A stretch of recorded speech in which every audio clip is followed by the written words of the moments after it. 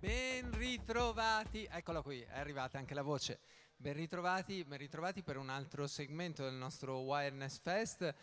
Torniamo a parlare di innovazione mentre c'è, come al solito, con il cambio palco un po' di disordine tra le entrate e le uscite, ma diamo tempo a tutti di sedersi. Prego, prego, ci sono ancora posti da questa parte, venite, prego. Dicevo, abbiamo parlato di musica pop, potremo ascoltare stasera il concerto dei Sam Hotel qui davanti sul palco e speriamo di fare almeno come ieri. Abbiamo avuto più di 15.000 persone qui al Wildness Fest a partire dalle 9 per Salmo e i Brady Beatles. Ma ora cambiamo decisamente pagina e mettiamo a confronto ancora una volta il sacro e il profano, l'alto e il basso, l'economia, la musica, le arti e i mestieri. Adesso parliamo di un argomento totalmente diverso. Lo facciamo insieme a una persona speciale. Si chiama Salim Ismail, ha un passato di start-upper, ha venduto la sua ultima impresa a Google, si chiamava Angstro. E poi, tanto per non farsi mancare nulla, ha fatto il vicepresidente di Yahoo. E poi ha fondato una cosa che si chiama Singularity University e oggi ne è l'ambasciatore internazionale. La Singularity University è incentrata su un concetto molto semplice, di fare solo delle cose che possono cambiare la vita a 1 miliardo di persone, il che mi sembra un proposito abbastanza importante fin dal suo concepimento. E non è un caso se nella sua attività ha anche scritto un libro sulle organizzazioni esponenziali, che sono quelle che sono determinate dalle grandi forze che in questo momento stanno cambiando il mondo, sono già all'opera, non stiamo parlando di futuro ma stiamo parlando di presente e quindi di big data, della grande capacità di calcolo sempre più diffusa, dell'intelligenza artificiale. E ho il piacere di presentare e ascolteremo la sua key lecture, Salim Ismail. Welcome, Salim. The floor is yours, and then we will come back from some remarks. Excellent. Thank you for the very nice introduction. I assume it was a nice introduction. I have no idea what he said. I assume it's good. How many of you have heard of Singularity University? Can I just see a show of hands? Okay, quite a few of you. All right. At some point, I'll have my slides up. I guess this is the musical interlude. So we are based, as Massimo said, we are based in Silicon Valley, and we focus on very fast-moving technologies. That's my White House uniform. This is a little bit more the Silicon Valley outfit here. In fact, I think everything I'm wearing is Italian. So my wife ensures that I'm single-handedly keeping the economy propped up here.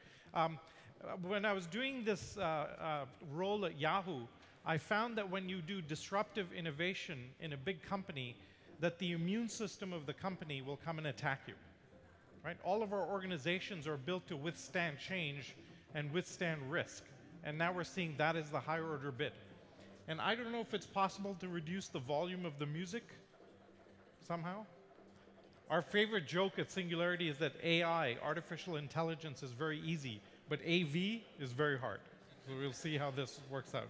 All right, I'll just speak over this. So we are based at NASA, and we live off this curve, which is the exponential growth in computation, that we're doubling computational power very steadily. Peter wrote this book, Abundance, that Bill Clinton just called one of the 2 most important books that he has read. And Peter projects out that if we can use these technologies effectively, we could soon have an abundance of clean water, healthcare, energy, education in about a decade. And what would the world look like if that was the case? We are now seeing a very dramatic acceleration in all of these technologies, neuroscience, biotech, etc. And we think about how do we harness this pace of change. We've brought together the world's leading experts in all of these fields, and we spend about 80% of our curriculum teaching the future. Most academics think about the past. right? How did this model evolve? How did this equation develop? And then we challenge our students to come up with an idea that could impact positively 1 billion people within 10 years. You have 3 weeks, off you go. And then we launch those as NGOs, for-profit initiatives, research ideas.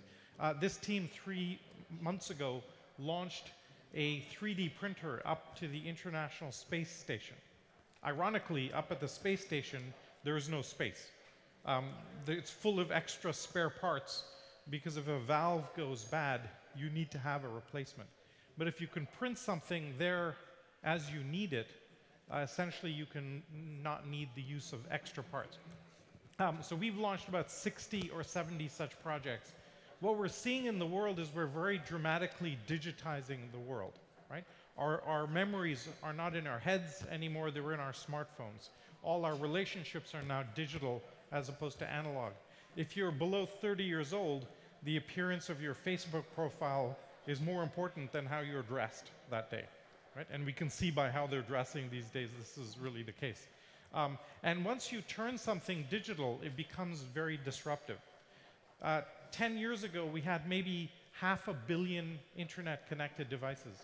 Today, we're up to about 11 billion. We'll be at 50 billion by the end of the decade, and soon after that, we will have 1 trillion. So we're going from 11 billion connected devices today to 1 trillion in the next 10 to 15 years. We think we're 30, 40 years into the information revolution. On this statistic, we're about 1%. We're literally just starting this journey. And the best analogy we have found for this is photography. Some of you are old enough to remember film photography, and you're operating from a material basis, right? You can only carry so much film around. It takes a day or two to get your prints back. It costs, what, €1 a photograph to get your film done, and you're operating from a scarcity model. When you change the basis from a material basis and you move to digital photography, and you have now an information-based environment, you're now operating on a different paradigm. The marginal cost goes to 0. Now you can take 1,000 more photographs for the same cost. As a result, we take 1 billion more photographs. We're all taking billions of photographs all the time. And the third thing that happens is you change the problem space. So when I have a scarcity problem space, I take courses in photography to frame every shot properly. In an abundance problem space, we all have 8 copies of our photographs on 10 different devices, and you simply can't find the good stuff because it's buried in everything else. And those 3 things, costs go to 0, domain explodes, and you change the problem space from scarcity to abundance. We are seeing that across all of these technologies. Synthetic biology, neuroscience, artificial intelligence, 3D printing are all going through this explosion of scarcity to abundance. 3D printing, for example, we can make things like this ball here that cannot be molded. And the other thing in 3D printing that is interesting, for the first time ever in manufacturing, complexity is free. It's always been true in manufacturing that a more complex object costs more. The design, the fabrication techniques, the materials, and so on, and now that goes to free. I'll cover one technology a little bit to give you some sense of it. In neuroscience, our ability to image the brain is doubling every year in its resolution. Right? Today, we can actually spot a single neuron firing in your brain in real time, which gives us a very interesting feedback loop. And today, you can get €100 headsets that give you a very good fidelity readout as to what brainwave frequencies are going on in your brain. This is a team from Japan called Dreamcatcher. You lie down in an MRI machine, you go to sleep.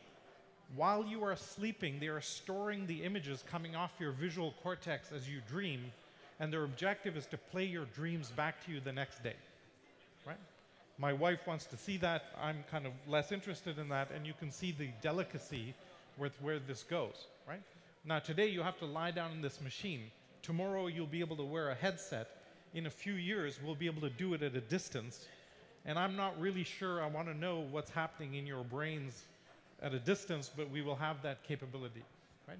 And so very strange ethical questions come about. In fact, I'll make a prediction here that with voice recognition, cameras recording facial twitches, in about 4 to 5 years, it will be impossible to lie. Right? So if you're in marketing, you have to be a little bit careful. If you're a politician, a whole other thing, what will you do then, etc. And I don't have time to cover all of these, but all of these are going through this explosion. One more dramatic example is this contest. How many of you are familiar with the Star Trek tricorder from Star Trek, right? So this is a contest that Peter is running. It's a $10 million prize for the Star Trek tricorder. And a team will win $10 million when their handheld device can beat 10 doctors in diagnosing a condition. So when your device can beat 10 doctors in diagnosing a medical condition, you will win $10 million. 300 teams have been competing for this. We are down to the final 10. They expect the prize to be won by the end of this year. So by the end of this year, you will have a device that will beat most doctors at doing a diagnosis, right? Very transformative in rural countries where you have a doctor per million citizens. If you are a hypochondriac, you will love this device, right? You'll constantly be saying, I'm sure I'm sick, I'm sure I'm wrong, etc. Here's the leading contender. This is an entire doctor's examination room in the size of a pillbox, right? And maybe the most incredible thing we are seeing today is solar energy. It turns out that solar energy is doubling in its price performance every 22 to 30 months. At this pace, and this doubling has been going on for now a few decades, very steadily. At this pace, we will hit 100% of world energy supply deliverable by solar in about 22 or 23 years. Okay? 100% of world energy supply deliverable by solar in 23 years. More importantly, because it's on a doubling pattern, in 25 years we hit 200%, in 27 years we hit 400%, and that just keeps going. Because it turns out that if you add up all of the energy in the natural gas, the coal, all of the oil that we have in the whole world, that adds up to about 5 days of sunlight hitting the world. That's how much sunlight it is in the world. So you shift the problem from a scarcity problem to a conversion problem. And the conversion is riding this doubling pattern. This is how fast solar is moving relative to other fuels. Next year, it will be cheaper to get solar than it will be to get energy off the US grid. And then we will see enormous inflection point. And look at the cost drop of solar in the last 5 years. It's literally dropping like a stone.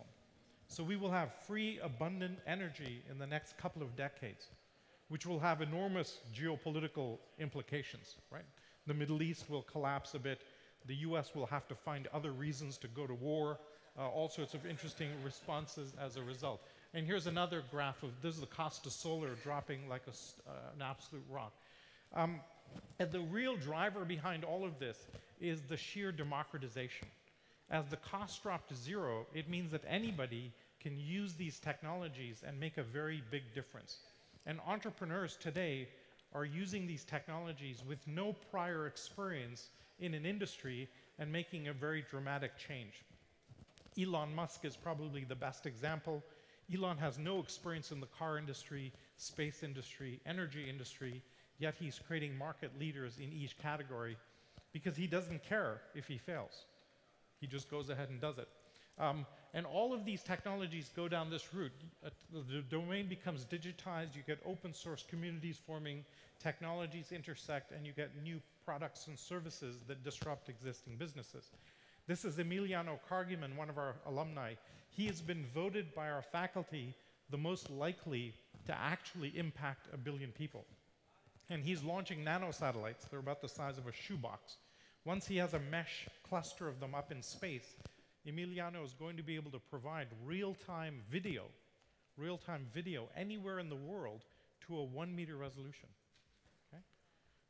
Now that means we will never lose another Malaysian airliner. If somebody pollutes the ocean, you can watch it in real time. We'll never lose another ship. Right? We'll be able to watch crops, watch buildings, etc.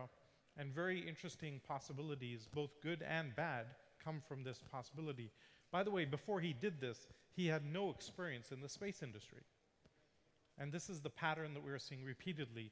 Bitcoin is probably about there in this thing. I think Bitcoin is the most disruptive technology I've ever seen in my career. Because what Bitcoin allows us to do is decentralize authentication. And that's a really interesting thing to be able to do. Many of our systems, voting systems, banking systems, accounting systems, are based on centralized authentication. And if you can decentralize the authentication, very powerful to fight things like corruption.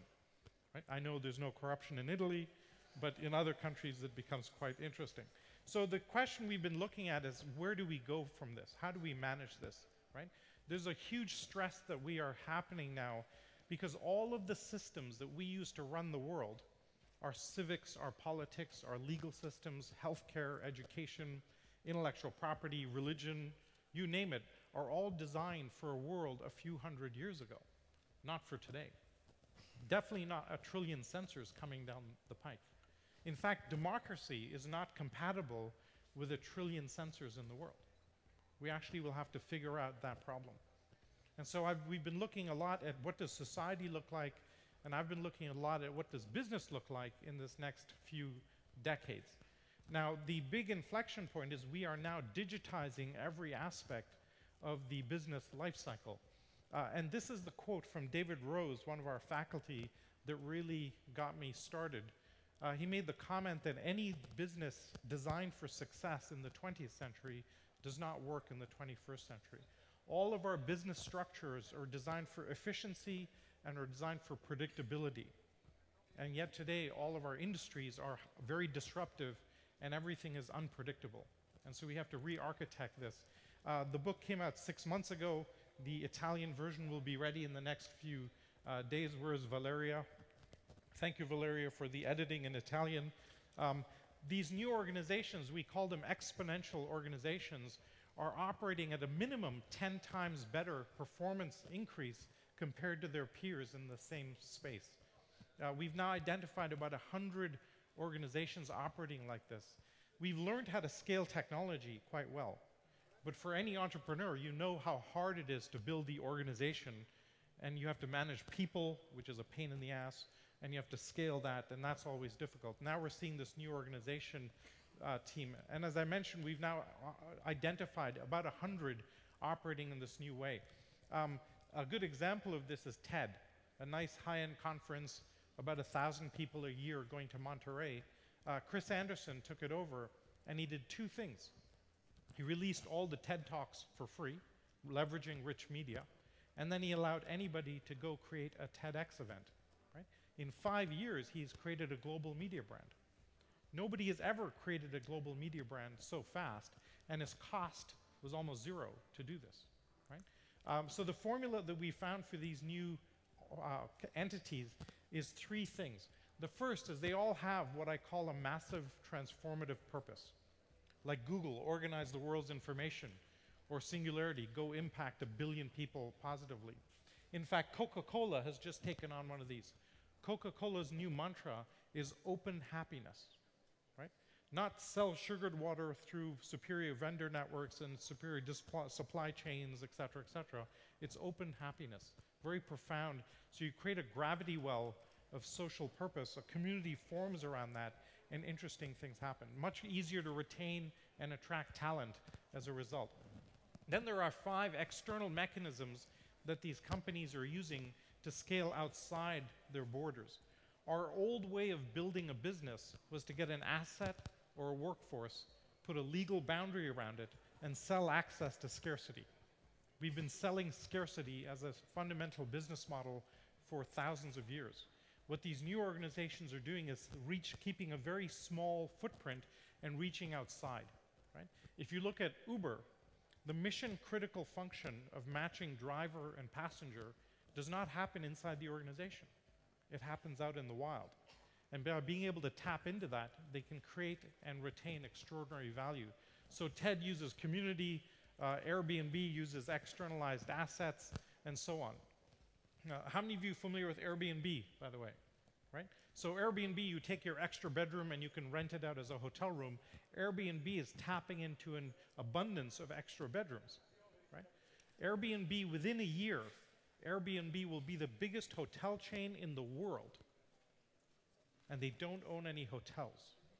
Kind of an awesome business to be in if you are the market leader and you have none of the requisite assets. And then we're finding 5 internal mechanisms that are used as a control framework to manage the insides of these exponential organizations. Quirky, for example, has 1 million inventors submitting ideas to it. And so they have very sophisticated filters to decide what to bring inside the organization. The same with Apple. If you're an app developer and you submit an application, Apple has very sophisticated algorithms and teams to decide what to let onto the App Store. Maybe the most interesting of these is autonomy. We are seeing new decentralized organization structures. We've been used to building companies on a very strict hierarchical structure. But now we're seeing very flat, decentralized organizations. Any of you familiar with Valve software? Right, a couple of you. Valve is a software company out of Seattle, a gaming company. They have about 400 people. No CEO, no reporting lines, no job descriptions, no management meetings, no middle management layers. They operate like a beehive. So if I see a bug in the software, I grab 5 people, we go solve that problem, and then we disband. If there's an accounting problem, we solve that and we disband. They get more revenue per employee than Microsoft. Okay? And so we're seeing some fascinating things as a result. Maybe the most dramatic is this company, Haier, a Chinese appliance manufacturer. Haier has 80,000 people, and they were operating in a very strict hierarchical silo structure. The CEO decided 10 years ago, I can't do what I want to do with this.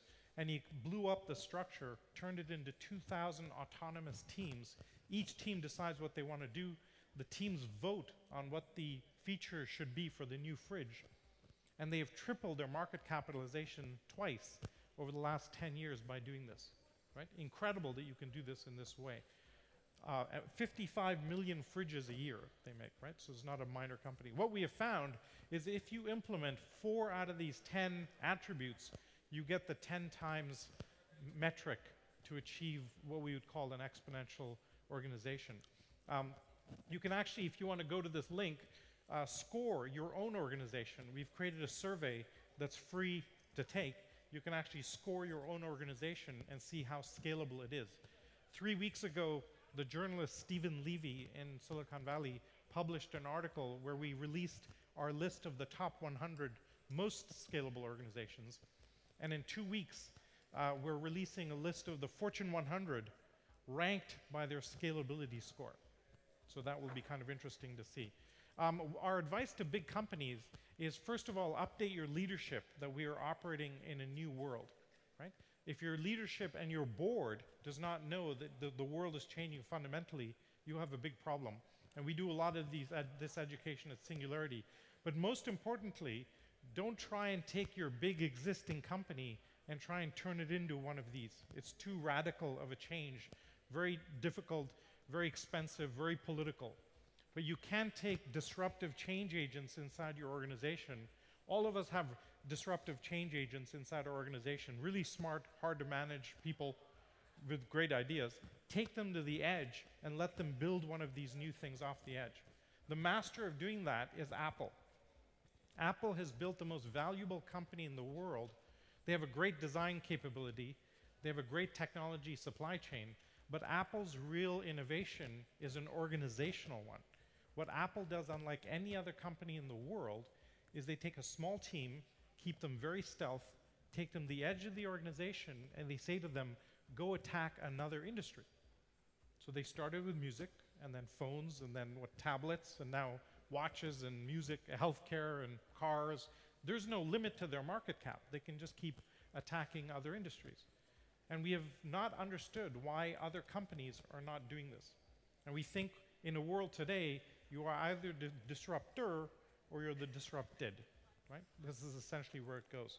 This is a table from the end of the book. This is the market cap of the 10 most exponential organizations. And this is from when I started writing the book to when I finished writing the book, right? I should have been building one of these rather than writing about it, as I realized. But look at the change, right? Very incredible. And the core economic thesis that has emerged from this is as follows. You know, if you're running a business, you worry about managing cost of supply and cost of demand, and you try and optimize on each side of that equation. The internet, when it arrived, allowed us to drop the cost of demand exponentially. Online marketing, referral marketing. If you get a viral loop, your acquisition costs go completely to zero. What these new exponential organizations have figured out how to do is how do you drop the cost of supply exponentially. So for Airbnb, the marginal cost to adding a hotel room is almost zero. If you're Hyatt, you have to build a whole new hotel. Right? For Uber, it's easy to add another car to its fleet. How many of you use Waze, the traffic application? Right? Quite a few of you. It piggybacks on your GPS. When you use Waze, your demand and your supply. Now, when you can drop the cost of supply, it takes out the denominator and your market cap explodes. Okay? That's why these companies are doing so well. Uber, by the way, is now 50% of all business travel in the US. Uber is now 50% of all business ground travel in the US, right? And it's unbelievable how fast that's moving. Because this pace of change is not slowing down, it's actually accelerating. We had in 2010 about 1 billion people online. We've doubled that today to 2.5 billion people. And by the end of the decade, we will have 5 to 6 billion people online. Okay? And they're all going to have access to the Google Loon Wi-Fi. How many of you are familiar with Google Loon? Okay, so let me describe this. Google is launching high-altitude weather balloons to deliver free internet access anywhere in the world. When they first announced this, there were 2 buckets of people that said, this is a disaster, this will never work. The first were the balloon experts, who said, look, a balloon goes up, it freezes, the material cracks, and then it comes down. No balloon stays up there for more than 2 to 3 weeks. This is a disaster, you will fail. It's all we do, we're the balloon experts. The second were the telcos, the telecommunication companies, who said, you can't deliver broadband from that high up. The power requirements are too high, the equipment is too heavy. 18 months later, the balloons are staying up for more than 200 days at a time, and they're delivering 40 megabits of broadband from it. And so next year, Google will launch this. Facebook has its own initiative to deliver free internet access. So we are in a world where over the next few years, the whole world will have internet access for free. We're the biggest marketplace in the history of the world is being created right under our noses. It's a very exciting time to be alive. So with that, thank you for being here. I'm going to invite Massimo and Fabio to come on stage and we'll have a discussion. Thank you, Salim. Thank you. Please have a seat.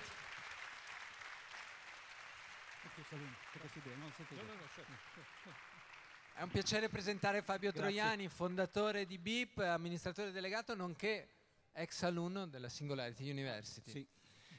We just have time for a couple of remarks because we are way over time.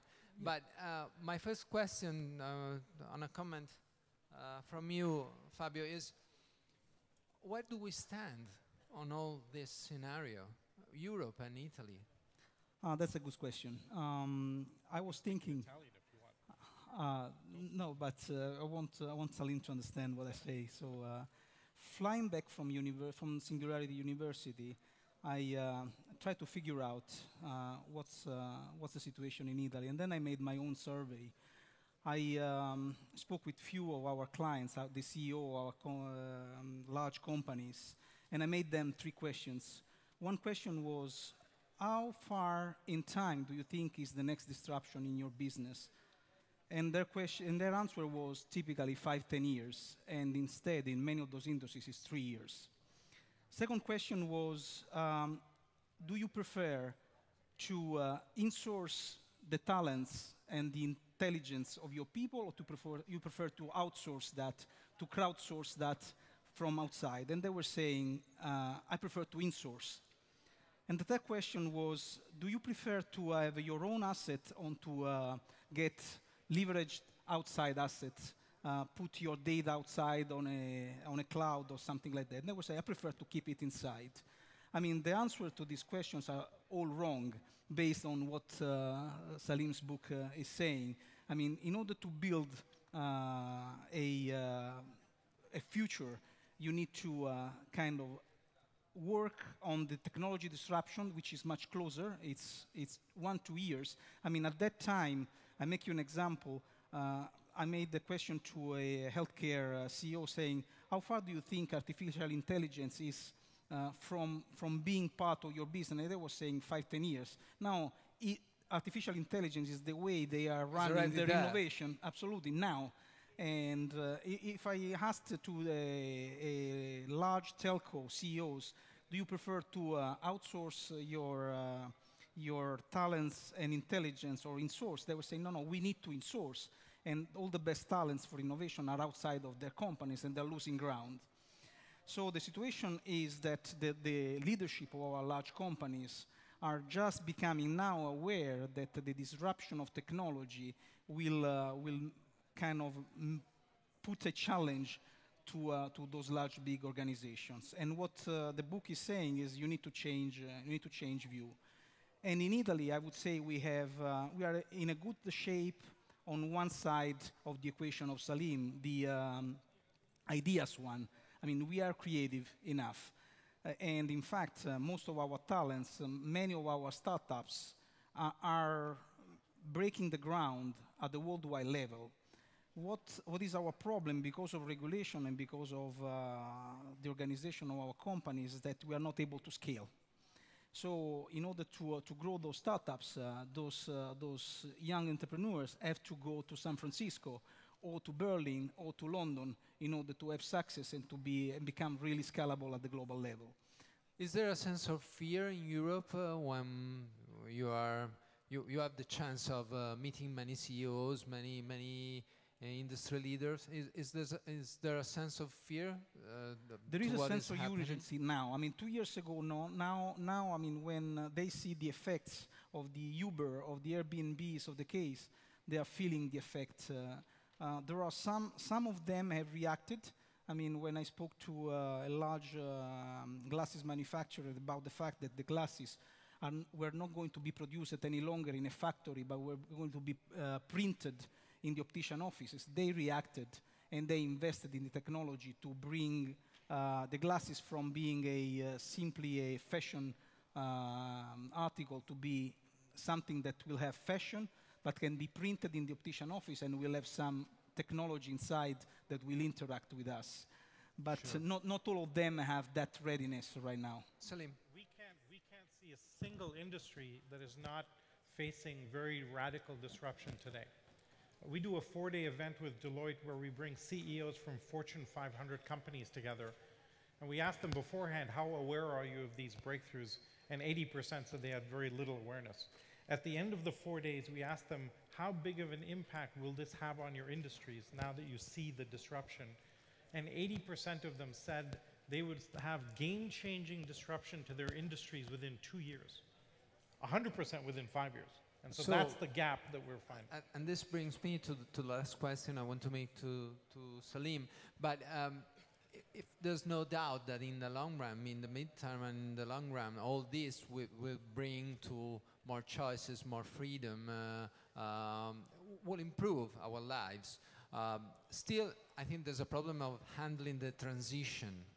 How do we handle this, thinking about people that we displaced from their work, for education, and so on? So that transition is why we exist, right? We think that this next 10 to 15 to 20-year period is an inflection point, and how we manage this next couple of decades will dictate the next few centuries of humanity, because we're hitting one of these inflection points in how we run the world. All of the mechanisms that we used to run the world don't work. We have to re-architect them all. We need actually to go through an incredibly different and new renaissance. We had Prime Minister Renzi come to Singularity in December. Just a few months ago. Yeah, and by the way, we have more Italian alumni from Singularity than almost any other country in the world. Yeah. My only conclusion is that Italians are crazy, but we know that. We know are that eager already. to learn, probably. But I think that there's a really important role here. Twice in the past, Italy has led the world through a major transition, the Roman period and the Renaissance, right? And you have here the right set of ingredients. You have critical mass in a number of industries. You have a design aesthetic. You have passion. you have chaos, right? I'm from Canada, not a lot of chaos. So there's not a lot happening in Canada. Boring as hell. And so those ingredients are necessary, and I actually think Italy will be needed in the next decade or so to literally leapfrog the world and create a new renaissance to leverage where this is going, because we will not get there otherwise. I sincerely hope he's right, and on these words I think we can close our panel, and thanks to Salim, thanks to Fabio, and we hand over to the next panel. Stay with us. Thank you.